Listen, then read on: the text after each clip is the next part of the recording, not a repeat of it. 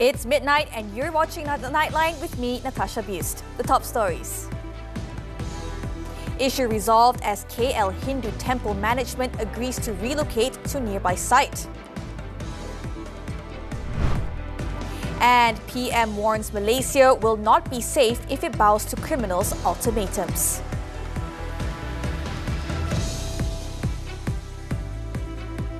The relocation of the Dewi Sri Bhadrakaliamman Temple on Jalan Masjid India in the capital has been resolved amicably, with its management agreeing to move to a nearby site. This brings an end to the polemic surrounding the landowner's proposal to construct a mosque on the location. The temple's decision to relocate comes after Datuk Sri Anwar Ibrahim reiterated the importance of resolving the matter through peaceful dialogue. The Prime Minister also confirmed that he will officiate the mosque's groundbreaking ceremony this Thursday.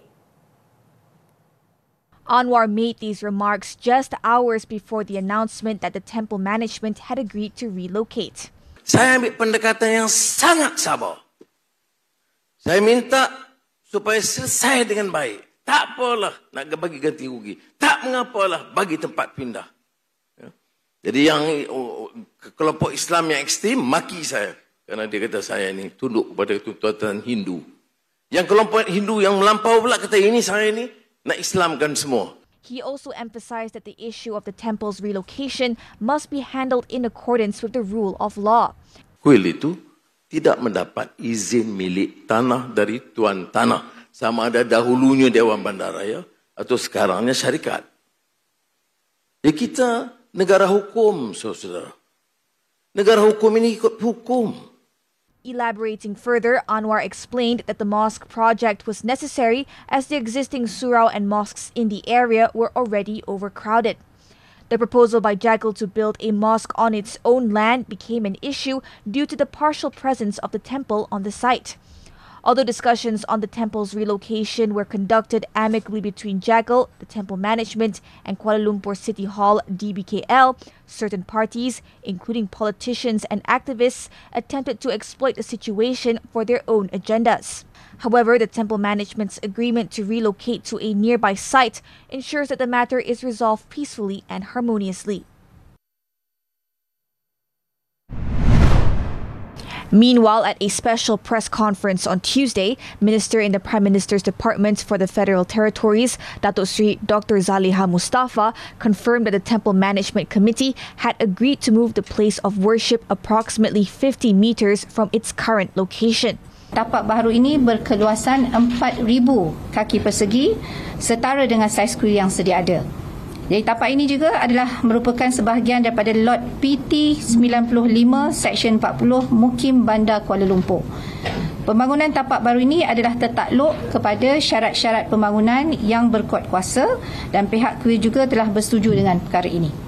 She reiterated the government's assurance that no demolition would be carried out on the existing temple structure and that it would continue to operate as usual until the relocation process is fully completed in a harmonious manner. Kerajaan ingin menegaskan bahawa penyelesaian ini adalah khusus bagi kes ini sahaja dan tidak boleh menjadi kes rujukan ataupun presiden kes bagi rumah ibadat yang lain.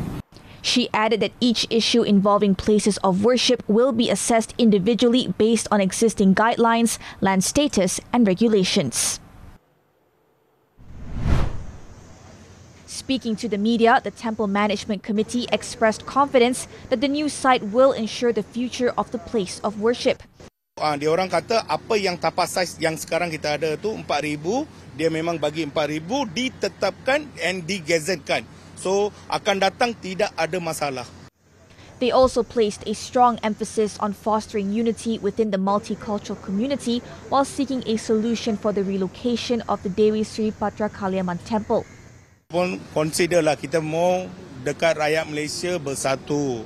So, saya sebagai pengurusi dekat sini, kita semua kena berharmoni. Dalam sosial media sekarang macam-macam yang berlaku. So, saya masa sekarang, saya beribuan terima kasih kepada masyarakat India bersokong untuk kuil kami. He also stated that the new location, situated close to the current site, is suitable for the temple's needs and the Hindu devotees in the area. Meanwhile, the Prime Minister said the government will not yield to the criminals who recently targeted Malaysia Airports Holdings Berhad, MAHB's digital systems. Anwar revealed that the hackers demanded a $10 million ransom, but that the government refused to comply. Jadi perbincangan bagaimana menyelesaikan termasuk untuk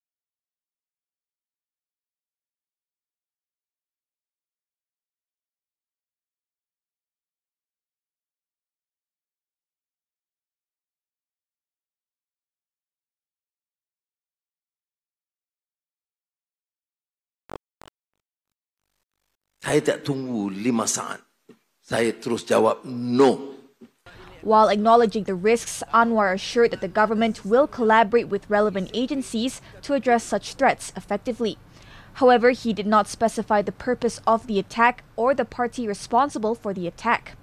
Anwar also noted that the incident highlights the need for the country to allocate more resources to key agencies such as the police and Bank Negara Malaysia to strengthen their defences against cyber attacks.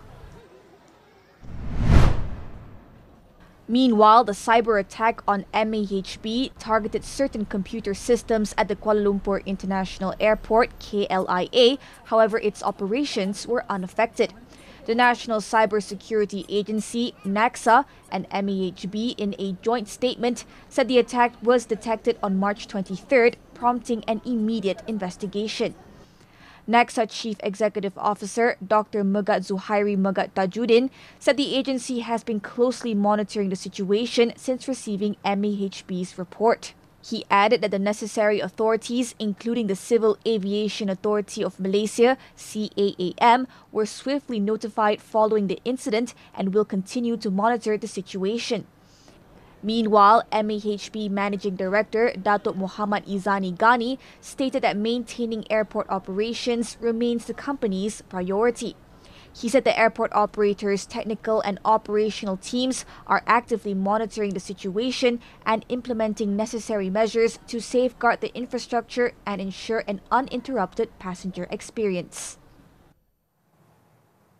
The Yang di-Pertuan Agong Sultan Ibrahim has extended his heartfelt appreciation to all members of the Royal Malaysia Police (PDRM) for their service and sacrifices in safeguarding the nation's security and peace. In conjunction with the 218th Police Day on Tuesday, His Majesty also expressed his gratitude to police retirees for their invaluable contributions in protecting the well-being of the people. In a post on the Sultan Ibrahim Sultan Iskandar Facebook page, His Majesty, who also serves as the Honorary Commissioner-in-Chief of the Police, stated that the public appreciate the tireless efforts and sacrifices of PDRM personnel who serve on the front lines day and night. They also risk their safety and lives to uphold public order, enforce the law, and protect the people from criminal threats. The King noted that the duty of police personnel is not easy, yet it is carried out with dedication, bravery, and perseverance. Sultan Ibrahim also prayed for members of the police force who have passed away and asked that their souls be placed among the believers and martyrs. The Prime Minister warned that the nation's security will be at risk if its leadership and institutions succumb to the ultimatums of criminals and traitors, both domestically and internationally. Speaking at the national level 218th Police Day celebration in Kuala Lumpur on Tuesday, Datuk Seri Anwar Ibrahim stressed that corruption, particularly within enforcement agencies, as well as acts of treason and racial or religious hostility, must not be tolerated as they will undermine the nation's stability and strength. Saya faham risikonya besar. Baru menteri bisikkan kepada saya tentang beberapa pimpinan polis yang terus diugut. Dan kita akan ambil langkah apa yang perlu. Kerana kalau kita terima ugutan, maknanya kita sudah menyerah kepada penjenayah success in combating border crimes reflects the strong commitment of enforcement agencies in planning coordinated measures and fostering teamwork. He noted that PDRM, including the General Operations Force, GOF, has achieved significant success in curbing smuggling at the borders, which has previously resulted in financial losses for the country. Additionally, the Narcotics Crime Investigation Department has also thwarted numerous attempts to smuggle drugs both within the country and for transit abroad. The Health Ministry's e-placement system is expected to reopen between May and June. Its Minister, Datuk Seri Dr. Zulkifli Ahmad, said the system is undergoing improvements to make it more transparent and fairer for applicants. The e-placement system was introduced as a platform for assigning medical officers to available locations based on a first-come, first-served basis, which had previously led to technical disruptions. The new version aims to be fairer and more equitable, addressing the shortcomings of the current system. Kami akan mencerahkan atau merangkakan satu sistem e-placement yang sifatnya would be fairer. It's not a first come first serve basis. It will also reflect other algorithm to take care of jangan semua nak ke Kelang, Lembah Kelang. Ada juga yang perlu ambil peranan di Sabah dan Sarawak dan semuanya itulah. On February 27th, the ministry cancelled the placement selection of 2,245 medical officers due to severe technical disruptions caused by an unusually high volume of access to the e-placement system. The system reportedly recorded over 19 million access attempts, overloading the system and causing the database to become inaccessible. This technical glitch also resulted in the number of approved placements surpassing the originally allocated quota. Earlier, Dr. Zulkifli visited Balai Berita in Jalan Riong, Bangsar, where he was warmly received by Media Prima Berhad's senior management.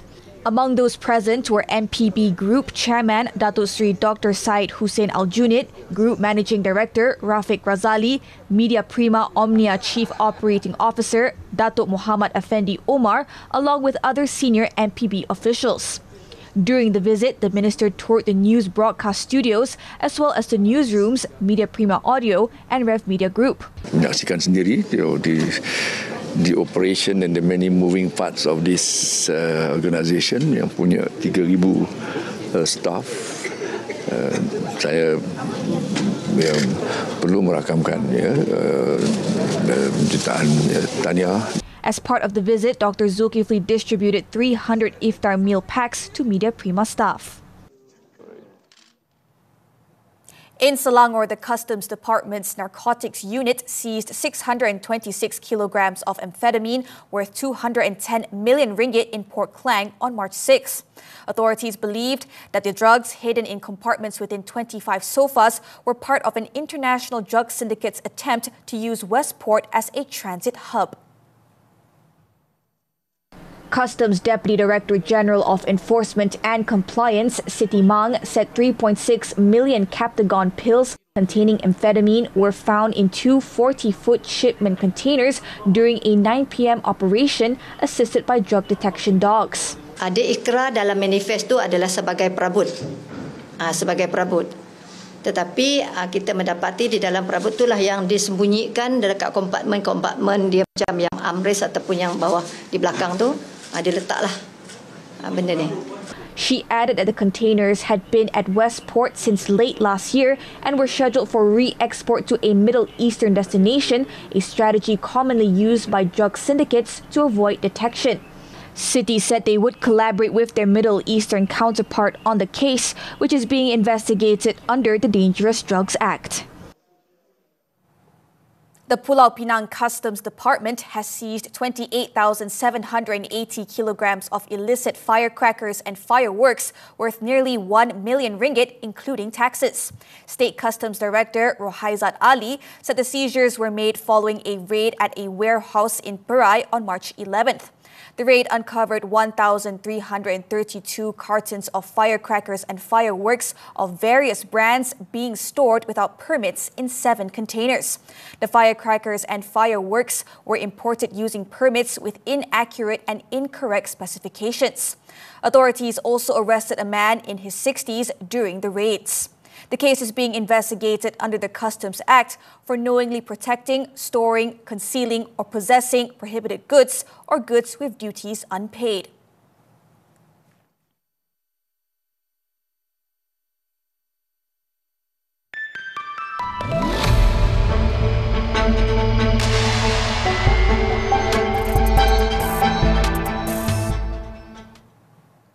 The government has launched a 1.5 billion ringgit fund to accelerate digital transformation among micro, small and medium enterprises, MSMEs, nationwide. The initiative is spearheaded by the Malaysia Digital Economy Corporation, MDEC, under the Digital Ministry and established through strategic public-private partnerships. Digital Minister Gobind Singh Dio said at the launch of the Business Digitalization Initiative BDI program on Tuesday that the initiative adopts a whole-of-nation approach, ensuring MSMEs have access to the necessary tools, financing and expertise to thrive in today's rapidly evolving digital economy. This is because a large number of MSMEs have yet to adopt digitalization, mainly due to limited awareness, insufficient technical skills, and financial constraints. We have to accept the fact that if we move ahead without empowering ourselves using technology, then we are to be left behind. The plan aims to offer comprehensive support, ranging from funding and digital tools to capacity building to help MSMEs successfully transition into the digital economy. This includes providing access to subsidized solutions such as cloud computing and artificial intelligence-powered business management tools. The price of crude palm oil, CPO, is expected to rise due to the limited supply and strong demand from Indonesia's B40 biodiesel program. Analysts forecast that the commodity's price will range between 4,300 ringgit to 4,720 ringgit per ton. According to RHB Investment Bank, Indonesia is expected to maintain the B40 mandate to support biodiesel subsidies. The levies for CPO is set to be increased to 10% to ensure that the program is sustainable. Analysts also noted that Indonesia needs to increase their production if the government plans to implement the B50 biodiesel mandate by next year. The Indonesian rupiah pared losses after the country's central bank intervened to prop up the currency from its weakest level since the Asian financial crisis. The rupiah fell 0.5% to 16,642 against the US dollar earlier on Tuesday, its weakest since June 1998, before narrowing the decline. The currency has slumped more than 3% this year, making it one of the worst performers in emerging markets. The rupiah's weakening is mainly due to global uncertainties, including US President Donald Trump's tariffs and a potentially more hawkish Federal Reserve.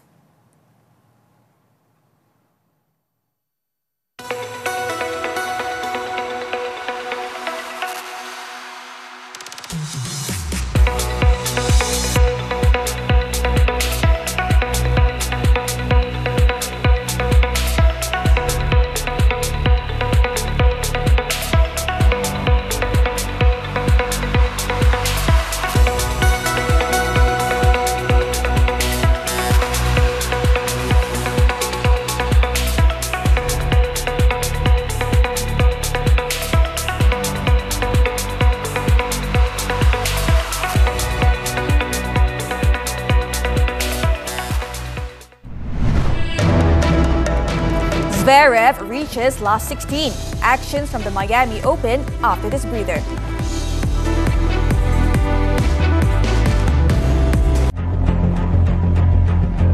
Mahkamah Persekutuan mengetepikan hukuman mati ke atas 6 bekas penuntut Universiti Pertahanan Nasional Malaysia UPNM yang itulah sejarah hitam dalam keluarga saya. Kecederaan ini memang boleh menyebabkan kematian, tetapi tidak semestinya menyebabkan kematian. Saya sedih sebab keputusan tidak memihak kepada kami lah.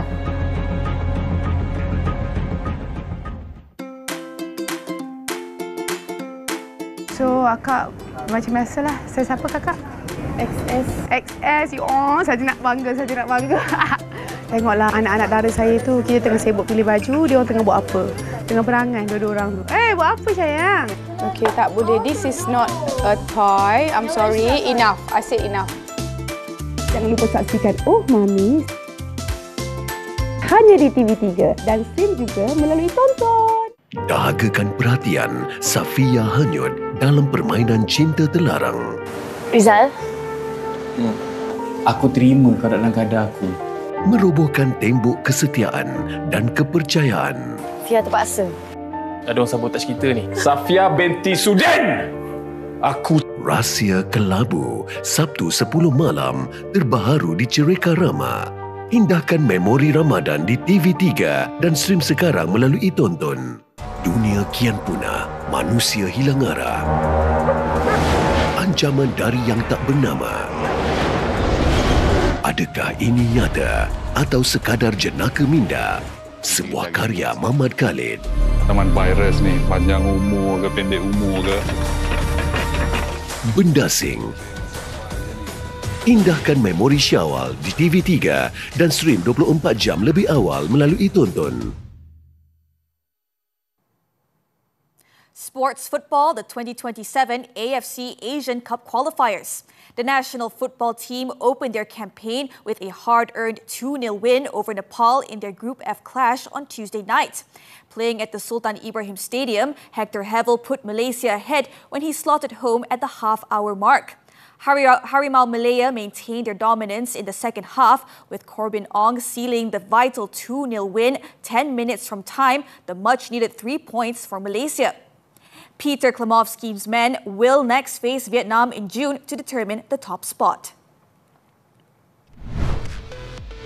In other matches, Thailand claimed a narrow 1-0 victory over Sri Lanka, while Vietnam started the final qualifying round with an emphatic 5-0 win against Laos. Singapore and Hong Kong shared the spoils in a goalless draw, while Turkmenistan fought hard to secure a 2-1 win over Taiwan, and the Philippines delivered a dominant performance as they thrashed Maldives 4-1. Meanwhile, former national player and coach Rahim Abdullah passed away at the age of 77 early on Tuesday. According to the Football Association of Malaysia, FAM, Rahim represented Malaysia in several international tournaments, including the South Vietnam Independence Cup and the Jakarta Anniversary Tournament, both in 1971, the Merdeka Tournament in 1973, and the 1972 Munich Olympics. His only international trophy came in 1973 when he helped Malaysia win the Merdeka tournament.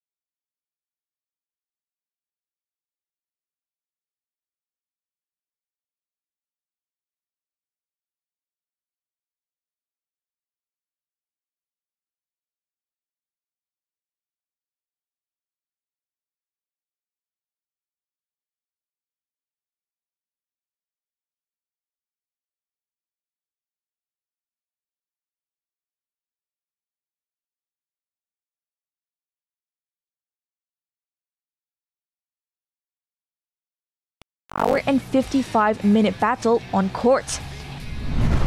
In another match, Alex de Minaur secured a record-tying 17th tour-level match win of the season in a physical battle against Joao Fonseca. The Australian ended Fonseca's run with a thrilling 5-7, 7-5, 6-3 victory to set up a meeting with Matteo Berrettini in the next round. Dozens of Palestinians killed in Zionist recent strike. The details when Nightline returns. Dunia kian punah, manusia hilang arah. Ancaman dari yang tak bernama.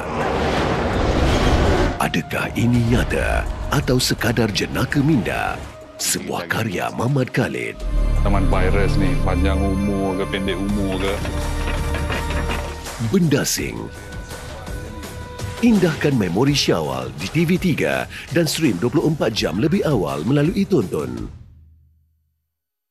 Indahkan memori Ramadan dengan Sembang Sahur.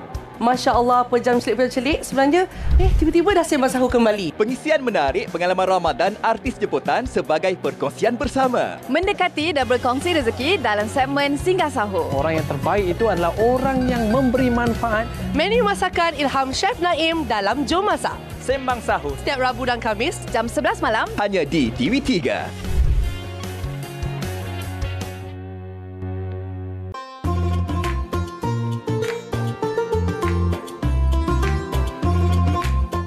Dan kita masukkan air koktail, betul. Jangan lupa saksikan rancangan Anak Mama Masak Apa Tu? Setiap hari Ahad jam 7 malam di TV3 dan stream juga melalui Tonton.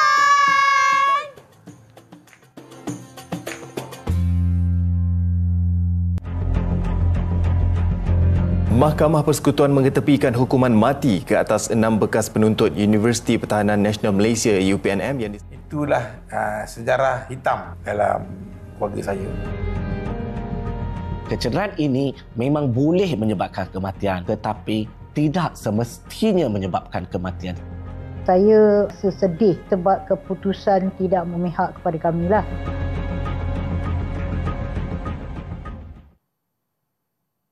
News from the foreign front. Israeli strikes across the Gaza Strip killed at least 23 Palestinians on Tuesday as the Zionist military expanded evacuation orders to tens of thousands of residents across the enclave. It was reported that the dead included 7 children and their parents who were killed in a strike on their tent near the southern city of Khan Yunis. The Zionist army also instructed residents in all northern border towns to evacuate, saying the Palestinian rockets had been fired at Israel from the area. The affected towns include Jabalia, Beit Lahia, Beit Hanun, and Shajaya in Gaza City. Orders were also issued for areas in Khan Yunis and Rafah in the south. Since the Zionist military resumed its campaign against Hamas in Gaza a week ago, nearly 700 people, mostly women and children, have been killed. Meanwhile, at least 5 Syrians were killed on Tuesday when Israeli shelling struck the town of Koya, located west of Dara in Syria. Dozens of injuries have also been reported, with difficulties in rescuing the wounded due to indiscriminate shelling. The Zionist military claimed it carried out the strike in response to incoming fire from across the demarcation line. However, there was no confirmation. The deadly attack came after Israel struck targets at 2 Syrian military bases earlier on Tuesday morning in the province of Homs. Donald Trump's closest aides called European countries pathetic and slammed them as freeloaders in bombshell leaked texts revealed when a journalist was accidentally added to a group chat. The U.S. President's national security team, including Vice President J.D. Vance, Defense Secretary Peter Hegseth, Marco Rubio, and the Director of National Intelligence, Tulsi Gabbard, used this group chat to discuss top-secret plans for airstrikes on Yemen. In the leaked conversation, Vance remarked how much he hated bailing Europe out again, claiming that the strikes on Houthis and the subsequent unblocking of trade routes would benefit Europe the most. Hegseth apparently responded to Vance, expressing that he fully shares Vance's loathing of European freeloading, calling it pathetic. Australia's government launched fresh tax cuts on Tuesday and announced other cost of living relief in a major push to win back disgruntled voters, tipping the budget back into the red. Treasurer Jim Chalmers, in his 4th budget, unveiled new efforts to boost economic resilience and competitiveness. This budget is our plan for a new generation of prosperity in a new world of uncertainty. It's a plan to help finish the fight against inflation, rebuild living standards and maximise our national advantages into the future. The tax changes, which come on top of cuts announced last year, will cost more than $10.7 billion over the next 5 years. The budget comes as Prime Minister Anthony Albanese's centre-left government seeks to defend its economic record over the past 3 years ahead of an election that must be held by May. At least 12 people were killed and 4 were injured on Sunday when a van lost control and crashed at a highway in Mexico, sparking a blaze in the surrounding forest. According to emergency responders, the van, carrying 16 people, fell into a ravine 120 meters deep in the northern state of Nuevo León. The crash sparked a wildfire in the surrounding forest and scorched about 2 hectares before firefighters and emergency teams controlled the blaze. Some were pronounced dead on the scene, while others died after they were transported to hospital. It is believed that the accident was caused by a mechanical failure in the vehicle.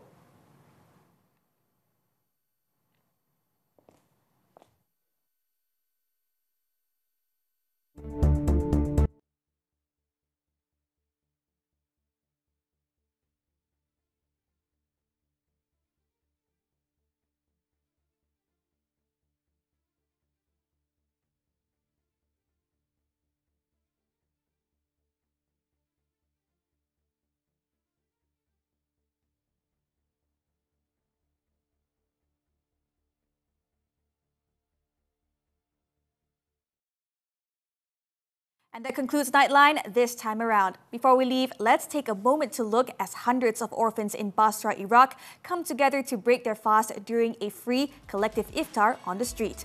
With that, I'm Natasha. Thank you for watching, and to our Muslim viewers, selamat bersahur.